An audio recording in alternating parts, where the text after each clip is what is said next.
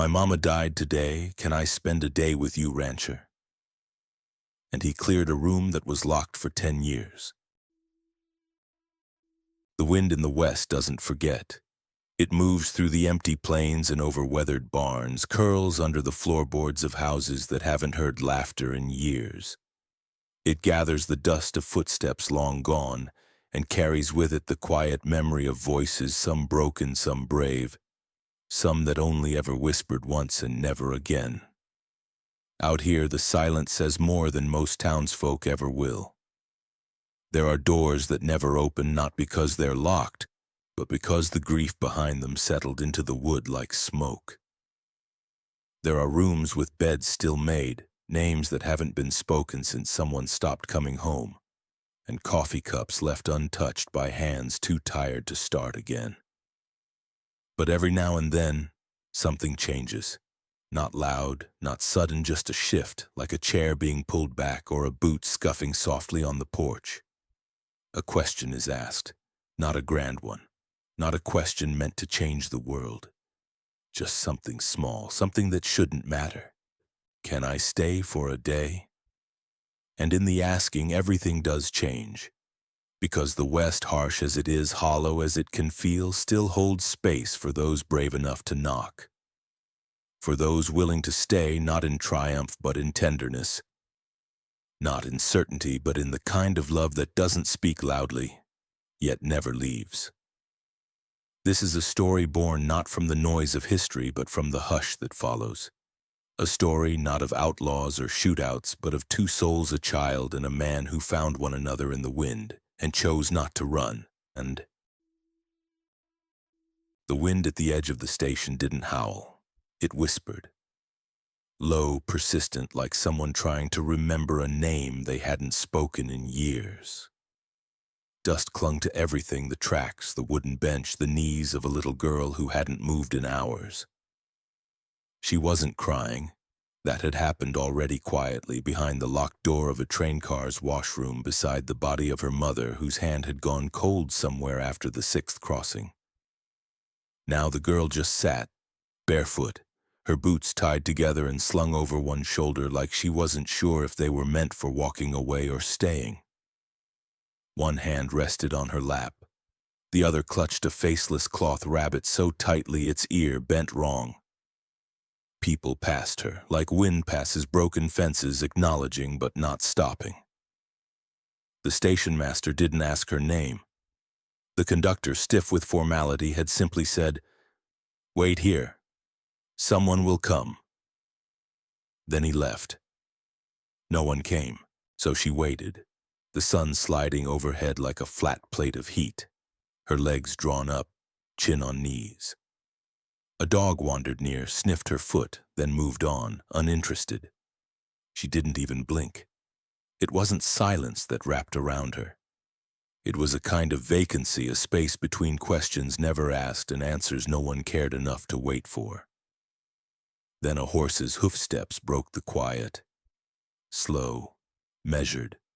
A man dismounted, tall, worn. He tied his horse without urgency and walked to the post to check his wagon strap. That's when she looked up. Not with desperation, not with hope, just presence. Still and exact. "Can I stay with you?"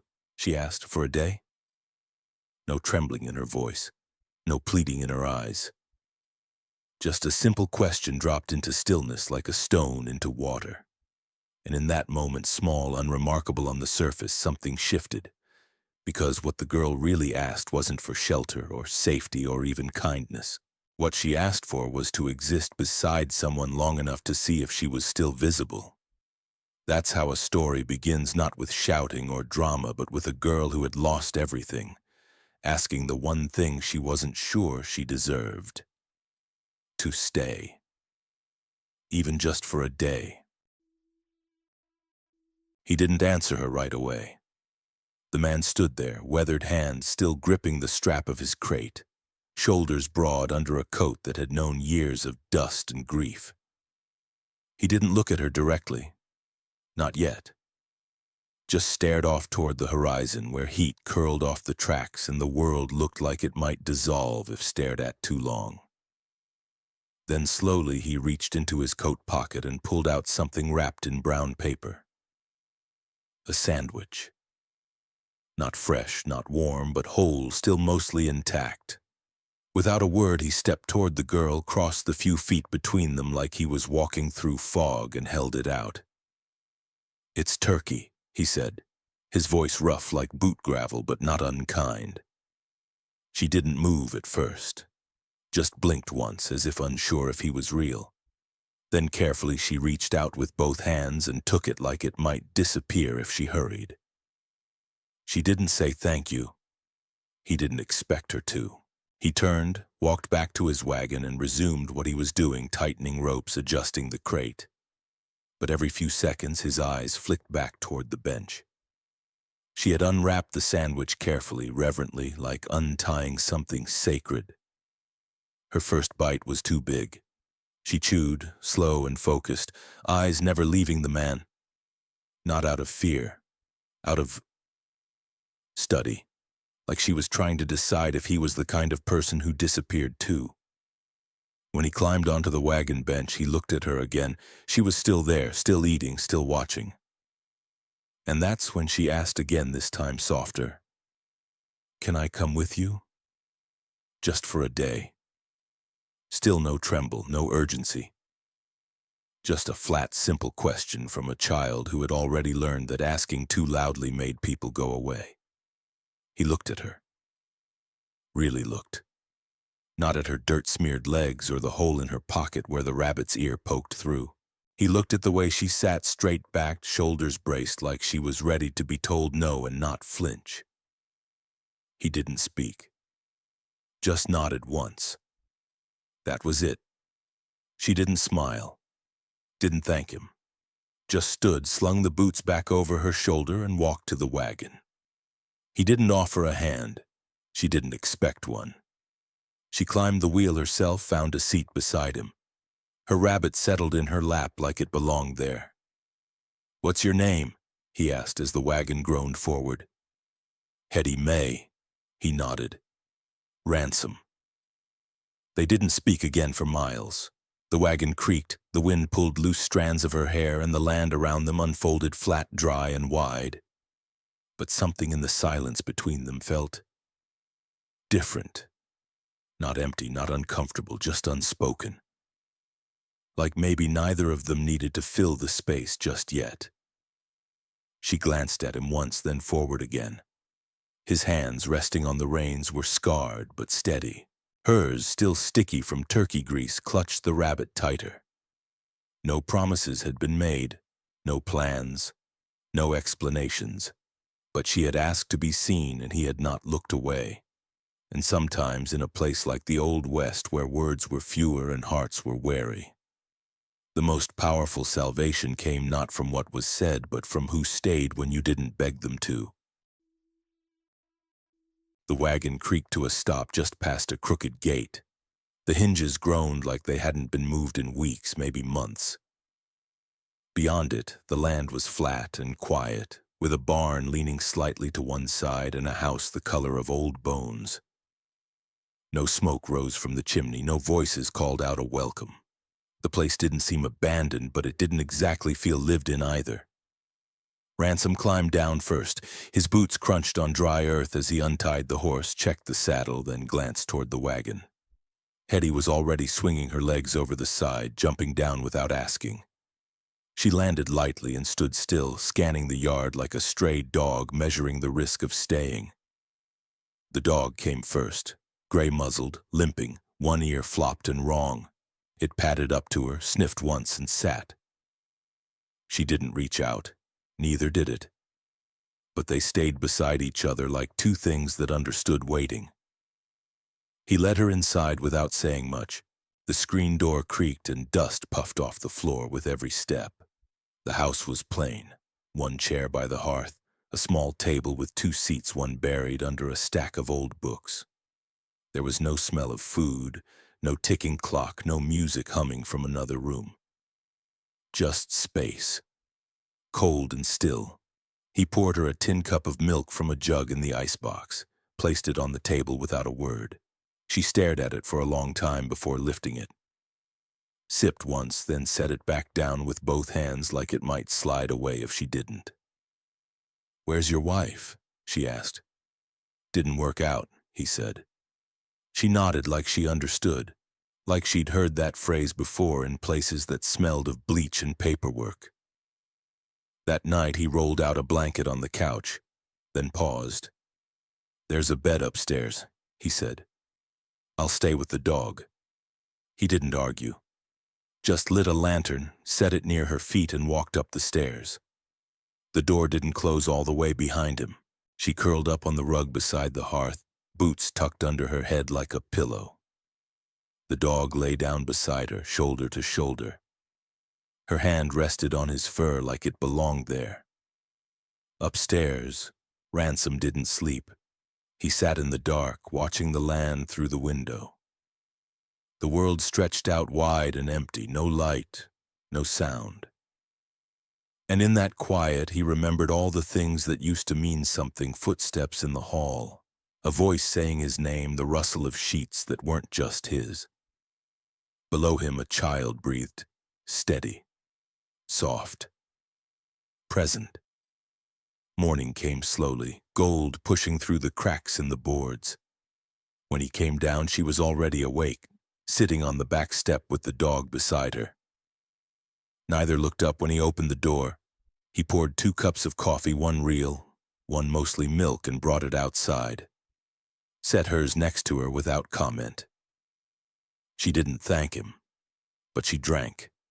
And in that moment, the ranch wasn't just his anymore. Not in the legal sense, not in the way land or walls are owned, but in the way presence claims a space. No questions had been asked, no welcome had been spoken. But they were both still there. And sometimes that's all it takes: a night survived under the same roof, a shared silence at sunrise for something unnamed to begin to take root. She didn't ask if she could help. She just started doing it. The next morning, Ransom stepped outside, expecting to find the porch empty.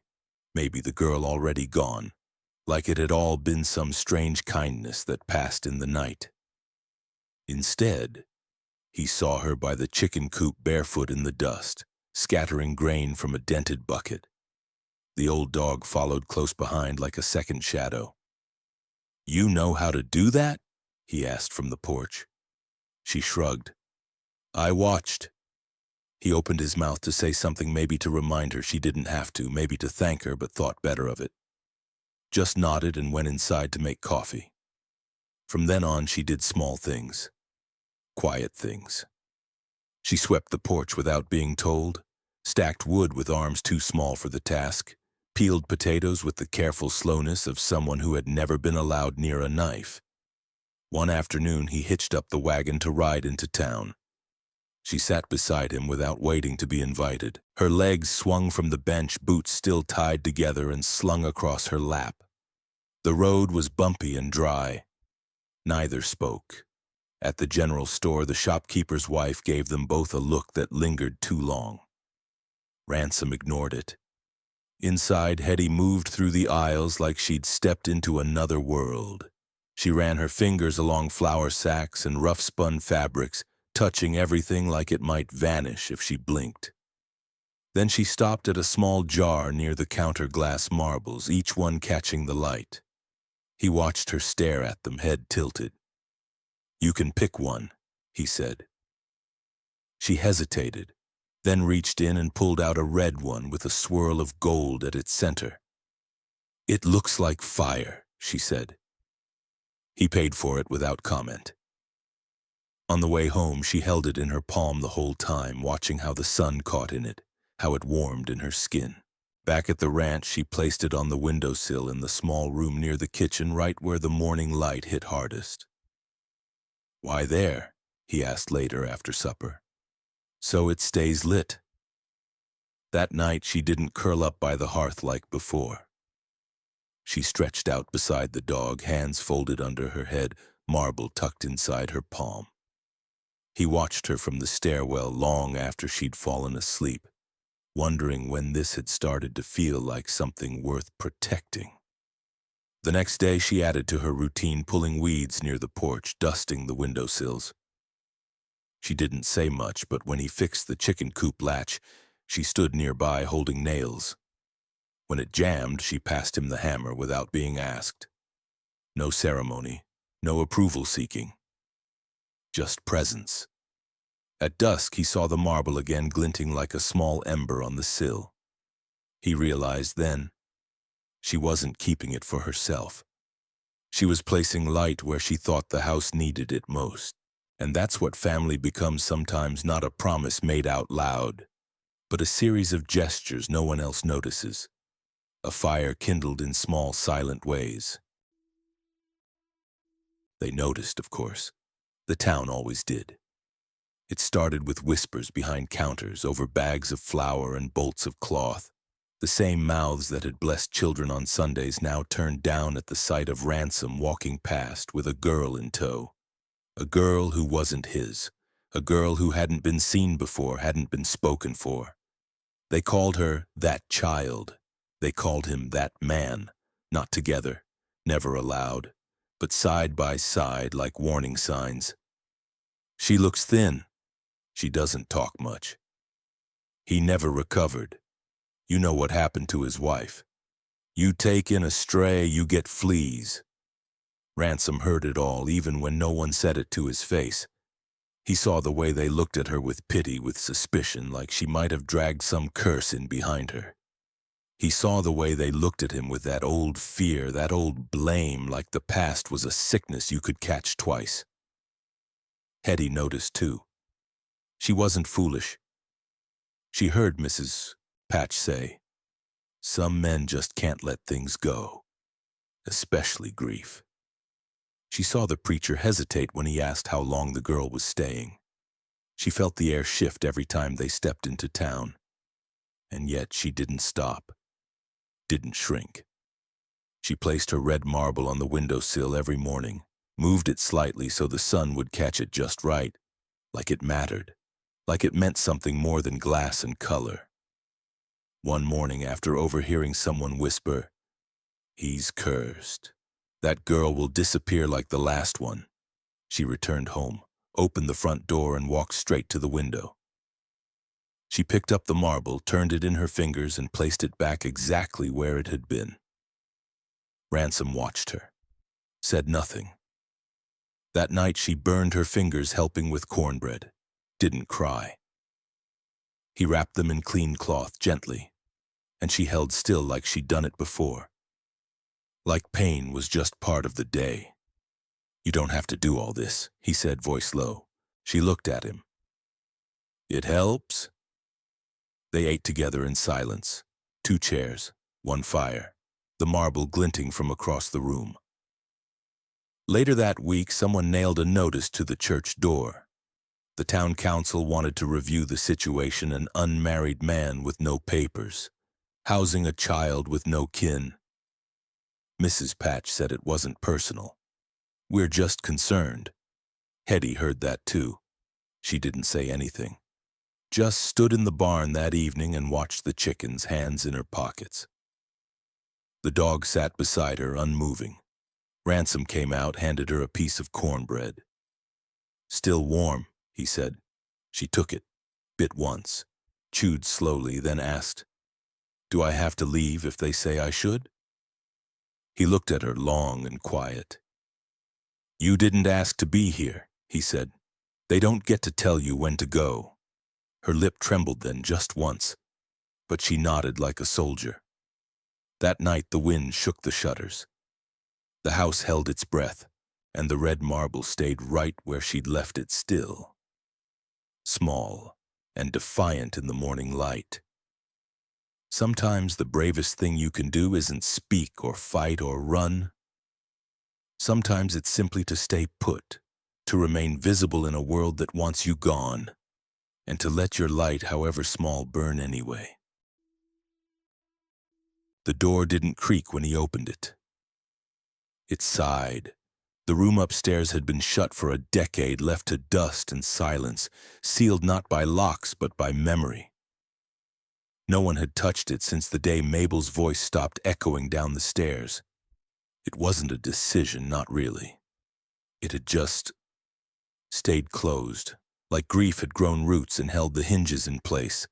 But that morning, Ransom stood in front of it with a hammer in one hand and a sheet of sandpaper in the other. The girl was outside feeding chickens.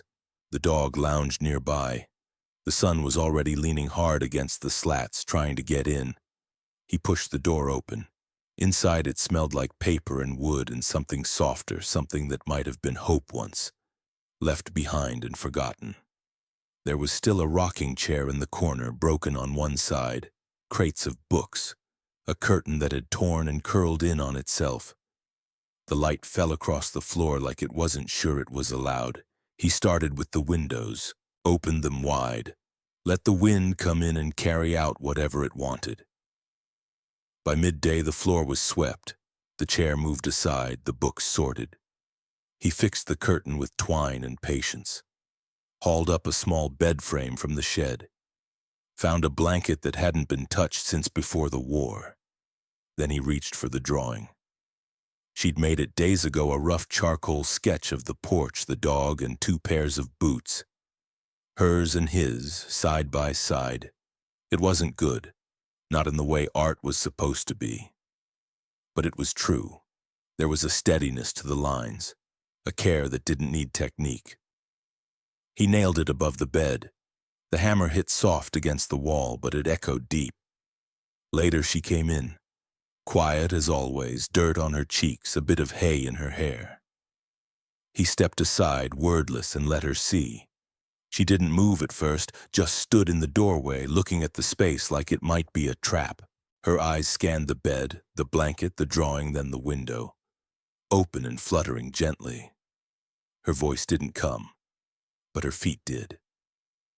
She crossed the room in 4 small steps, stopped beside him and leaned in. Her arms wrapped around his middle without warning, sudden and tight, like she'd been holding that gesture for days and finally couldn't anymore. He froze, only for a moment. Then he lowered his arms and held her back, not firm, not loose. Just enough. They stood like that for a while. The room didn't fill with noise, just breath. Just the soft creak of wood adjusting to the new weight of being wanted again. Because sometimes a room isn't just a room. Sometimes it's a heart reopening. A space once sealed by sorrow, now made new by presence. And nothing says you belong louder than making room for someone in a place you once promised yourself you'd never open again. The knock came after noon, sharp and certain, like someone who believed doors should open just because they arrived. Ransom didn't answer right away. He set down the horseshoe he'd been polishing, wiped his hands on a rag and glanced out the window. A parasol, a woman's hat, stiff shoes and an even stiffer posture, Leona patch. She didn't wait to be invited, she never did. She stepped into the house as if she were measuring its corners for judgment. "Afternoon, Ransom," she said, voice clipped and formal. "I came to check on the girl."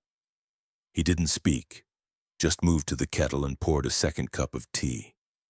Set it on the table, sat down across from it and waited. Hetty was in the next room, just out of sight, holding her rabbit like it anchored her. Her legs were pulled under her, her eyes fixed on the floorboards. "She's thin," Leona said, glancing around. "Pale. Doesn't speak much, that's not normal. She speaks when she has something to say. And where are her people?" "Gone," Leona sniffed, lips twitching like they wanted to say more but knew better than to push too hard, too fast. She looked toward the room Hetty sat in but didn't step inside. "There are procedures for these things, you know," she said. "The preacher's wife has contacted the Burkes. They have a spare room, stable home, Sunday school every week. They'd be willing." "She has a room," Ransom replied, calm, "and a name, and a place at my table." She's not a stray dog, Ransom. No, he said, eyes steady. She's not. Leona took the tea but didn't drink. You're alone. People remember things. They remember what happened before. This might not be wise. He didn't flinch, didn't answer, just stared at the steam rising between them like it might be speaking for him. Hetty hadn't moved, not even blinked. The rabbit was pressed tight against her chest, ears bent, one button eye missing. Her fingers trembled barely. She'll break your heart too, Leona muttered. Then she left. The door clicked shut behind her like a judge's gavel. The silence after was thick, not heavy with fear, but with something closer to anger. The quiet kind, the kind that sat low in the belly and hummed. Ransom didn't go to the girl, didn't crouch beside her or say soothing things. He just stayed at the table, looking at the half-filled cup across from him. Later that night, she came to the doorway of his room, still holding the rabbit, still small, still silent. He looked up. She didn't ask if she was staying, and he didn't say yes, but he moved his chair back, gave her room to stand by the fire, and passed her a blanket without a word. Because when someone tries to take something that isn't theirs to claim, sometimes the strongest answer you can give is to simply not hand it over. Silence, when grounded in truth, speaks louder than 100 defenses, and sometimes the act of staying put is the loudest kind of resistance. The days had grown quieter, but not emptier. Hetty moved through the house like she'd always belonged, yet still carried herself like a guest who might be asked to leave at any moment. She swept the porch without being told, fed the chickens before the rooster crowed, left her boots by the door neatly side by side, but never both feet inside the room. That evening she stood at the kitchen table, drying spoons with the hem of her dress. Ransom sat nearby, whittling a bit of cedar into something unshaped. The fire cracked low behind them. She didn't look up when she spoke. "If I'm not good," she said quietly, "will they take me away?" The question hung in the air, bare, naked, and heartbreakingly plain. Ransom didn't answer right away. He set the wood down, rubbed his hands over his knees, and watched the shadows flicker on the wall. "No one's going anywhere," he said. "Not unless you choose to." She blinked but didn't nod, just folded another towel, set it on the counter, and walked upstairs quiet as ever. Later, when he went to check on her, he didn't find her in the bed he'd made. She was curled up on the floor just outside the open doorway, blanket pulled to her chin, rabbit tucked beneath her chin. Like she wasn't sure if the room would still be hers come morning. Like crossing the threshold too soon might make it vanish. He didn't say anything, just stepped over her carefully into his own room, leaving the door open behind him.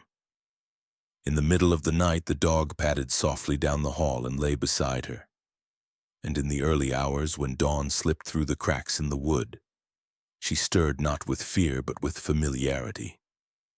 She stayed. There are children who scream when they're afraid of being abandoned.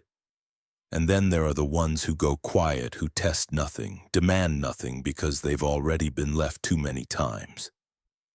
What they need isn't answers or guarantees, just someone who keeps showing up, someone who stays. The room wasn't big, but it echoed like a courthouse in a ghost town. Wooden benches, a table at the front with 3 council members, 2 men and 1 woman, all gray at the temples, all sharp at the eyes. Behind them, a flag hung limp in the still heat, and beside it a chalkboard with names and check marks. Everything smelled of dust, sweat, and something sharper. Judgment wrapped in good intentions. Hetty sat between Ransom and a chair with no one in it. Her legs didn't reach the floor, so she let them hang. Her rabbit was in her lap, its fabric ear worn thin from the weeks of being clutched tight.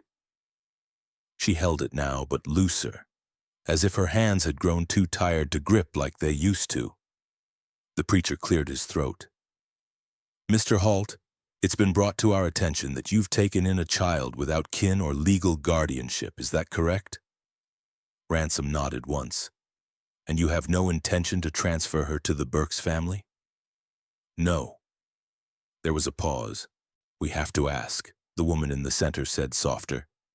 If you believe you're the best fit for this child, you live alone. You have history. Hetty's back straightened. She's not a burden, Ransom said. She asked to stay. I didn't make her. She's a child, one of the men cut in. She can't decide something like that. That's when Hetty stood. She didn't ask permission, didn't look at Ransom, just stood small, in a room that felt carved from stone, and stepped forward until she was right in front of the council table. I know I'm not from here, she said, voice quiet but steady. I know people talk. They say things about him, about me, that I don't belong. The council didn't interrupt. I've been in 5 places before this one, she continued. Each time I was a problem to be fixed, a corner to be swept, a picture to hang up when guests came over, then forget about once they left. She took a breath. I'm not a picture, I'm not a hole to be filled, I'm a person. Silence. You could hear the wind against the window, the creak of an old bench. Someone in the back shifted, maybe out of guilt, maybe out of awe. Then Ransom stepped forward. He didn't speak, just stood behind her, one hand resting gently on her shoulder. Not to claim her, not to possess, just to say, I'm here. And the smallest councilman, the one who hadn't spoken yet, leaned forward. His voice was almost a whisper. What do you want, Hetty? She turned her head, not to look at him, but to look at Ransom. Then back at the board, the names, the check marks. I want to stay, she said. Not because someone lets me, but because someone sees me. No one clapped. No one needed to. The gavel didn't bang. No ruling was shouted, just a nod. A single quiet nod from the woman in the center. And it was done. They walked out without fanfare. The sun had shifted. The heat hung lower. The town kept turning. But everything had changed. Because when a child speaks their truth not to be heard, but to be known, it reshapes the room. And sometimes the most powerful voice in a courtroom doesn't belong to the judge or the man in boots. It belongs to the girl who refused to be invisible. They didn't speak much on the way back from the courthouse. The wagon rolled over dry grass and packed earth, wheels humming the rhythm of something closing behind them and something else just beginning. Hetty sat with her hands in her lap, fingers knotted around the hem of her dress. Ransom held the reins loosely, eyes on the road, but every so often he glanced sideways just to make sure she was still there. Back at the ranch, the wind had quieted.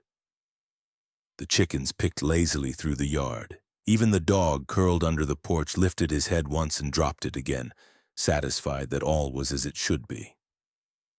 Inside, Ransom took off his coat, hung it on the nail by the door, and poured 2 glasses of water. She took hers without a word, drank half in one go, and stared at the empty hearth like it was trying to tell her something. Then softly, "Do I have a last name now?" He blinked, set down his cup. "You can pick one," he said, "if you want." She looked at him like he'd just handed her the sky. The pencil he gave her was dull, the paper uneven, torn from the corner of an old invoice. She sat at the table, feet swinging beneath the bench, and thought for a long time before she wrote. Hetty May Hope. She slid it across the table. He didn't ask why, didn't correct her spelling, just nodded like he'd known all along. "It suits you," he said. She smiled, not wide, not loud, just a soft curve that hadn't shown itself in weeks. Then she folded the paper and placed it in the center of the table, not to claim it, but to let it settle, like roots pressing down into soil. That night before bed, she took the red marble from the windowsill and placed it in a small box beside the drawing he'd tacked up in her room. Then she slid under the blanket, whispering the name to herself once, like a promise. Hetty May Hope. It fit, because when a child chooses the name that will carry them forward, not the one they were given, not the one they were assigned, but the one that speaks to who they are and who they're becoming, it isn't just a word. It's a declaration. I exist. I belong. I matter. She ran ahead this time. Boots untied, hair loose in the wind, laughter caught just behind her teeth like she hadn't yet figured out how to let it out all the way. The front door swung open before Ransom had even stepped off the wagon. She didn't knock, didn't pause, just disappeared inside like the house had always been hers. Ransom stood at the gate a moment longer. The sun was dipping low, lighting up the windows of the ranch like lantern glass. For a second, he just watched. Not the land, not the barn, but the square of soft light upstairs, glowing from the room that had once been closed too long. He walked inside, boots slow against the wood. She was in the kitchen, humming not a song, not anything real. Just a string of sounds like breath learning to play again. Later, when she'd gone to bed, Rabbit curled under one arm. He walked upstairs with a small plank of cedar and a handful of nails. It wasn't much, just a shelf, rough, plain, barely sanded, but it would do, and did. He hung it beside the window just under the drawing she'd made of them, of the porch, of a house that looked almost like this one. Then he set the red marble on it. Dead center, where the morning light would hit it first. He didn't say anything. Didn't need to. The shelf wasn't for her. It was for the thing she'd made. For the moment she'd seen them not as strangers, but as something worth drawing, worth remembering. Because some children grow up learning that they're only allowed on display, posed, polished, put away when no longer convenient. But Hetty wasn't that. Not anymore. She wasn't something to hang. She was something to hold, and now the only thing on the wall was hers. The wind rolled in again, soft and steady across the field, same as it always had, but different somehow. It no longer carried just dust and memory. Now it passed through open windows and warm rooms, brushing over pages of a book left open, a teacup still warm, a blanket with small feet tucked beneath it. Upstairs, the door was ajar. Not out of neglect, but invitation. Inside, the girl slept deeply, turned toward the wall where her drawing hung. Her breathing was slow, even. One hand curled loosely under her chin. The other rested near the little wooden shelf, where the red marble caught the light from a pale moon and shimmered like a coal still burning. Ransom didn't check on her tonight. He didn't need to. He sat by the hearth downstairs, boots off, hat on the table, a quiet resting in his chest that hadn't been there in years. The dog stirred once in his sleep, let out a sigh, then settled again. No papers had been signed, no grand words spoken, no promises carved in stone. But when a door stays open long enough, it stops needing a lock. And when a heart makes room for someone not out of duty or charity, but simply because they belong, then there's no longer a question of staying. Because real family doesn't begin with permission. It begins when no one has to ask anymore. And that night, under a roof once silent with grief, a child dreamed without fear, and a man sat still knowing she was already home. In the stillness of that western wind, a girl asked to stay for a day and found a home without ever having to ask again. Through silence, small gestures, and rooms once locked by grief, two strangers became something more. Not because they shared blood, but because they chose each other. And that perhaps is what family truly means. Now it's your turn. Which part of this story struck you the hardest? Was it the red marble in the window? The girl sleeping at the threshold? Or the moment she whispered her own name into the world? Drop your thoughts in the comments. Share the lesson you're walking away with.